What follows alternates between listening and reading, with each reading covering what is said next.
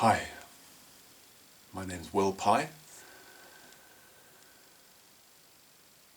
and I wanted to speak to you about the balance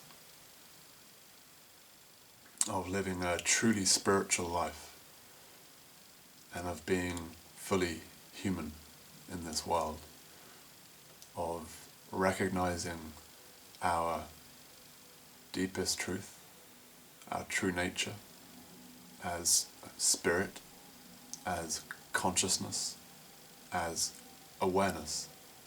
This awareness.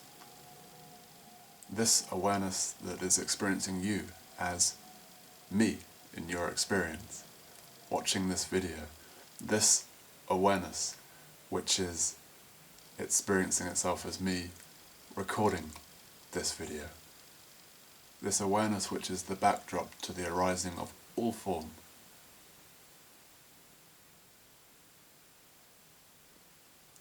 There is a temptation and a tendency within contemporary spirituality to then seek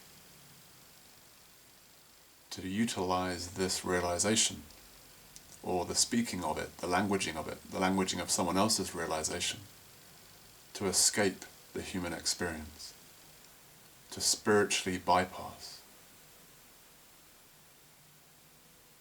Who here has not sought to escape their pain? Who here has not sought to use spiritual concepts and ideas to avoid what we are feeling, or the inexplicable horror of what is happening on our planet? The insanity of poisoning our water and our air.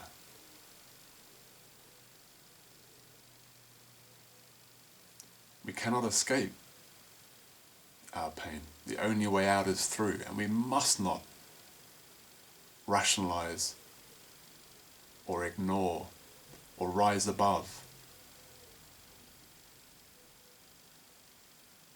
the madness that causes so much suffering in this world and will cause immense amounts of suffering for generations to come.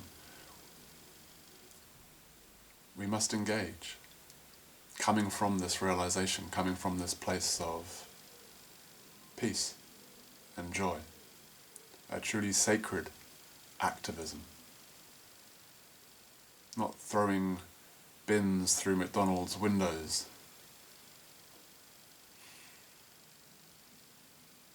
but offering the frequency of peace and love in our every interaction.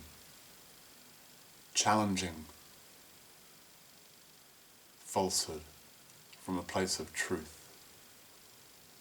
Speaking out against genocide. Speaking out against corporate greed that kills and maims and destroys the very water and air quality by which human life is dependent. And yet doing so from a place of love.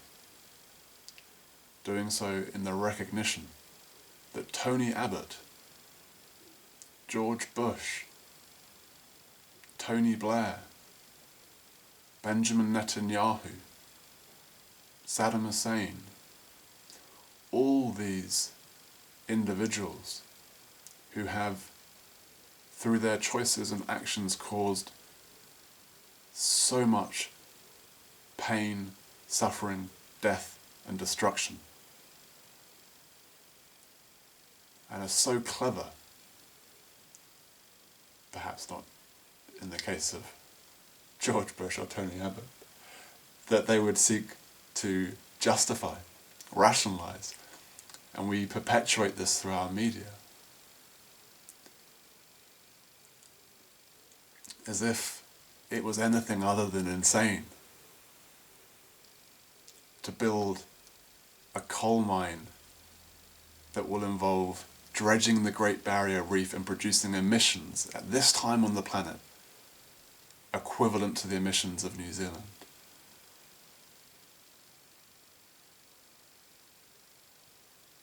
to see these individuals and know that they are just as much you and me as we are you and me. They are just as much deserving of our love as the children in Gaza who have lost their parents, or the future generations that will have to clean up the mess being made on the planet right now. This is a sacred activism, and it is this bringing forth of a new consciousness that is engaged, that is at once divine, that is at once spiritual, and simultaneously human. In forgiving our frailties and foibles and humanity, we develop our capacity to forgive others.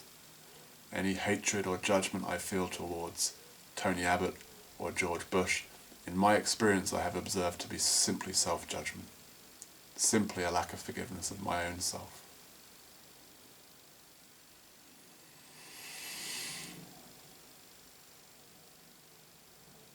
So let us explore this balance, what it is to be divinely human, what it is to bring down heaven onto this earth, by being this love, by being this peace, and being fully engaged, useful in the world, of service in the world.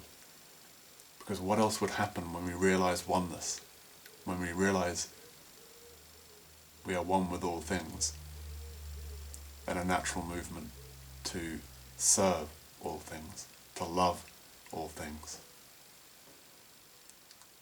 Thank you, my divine human friend, for listening to what I had to say. I wish you love and peace.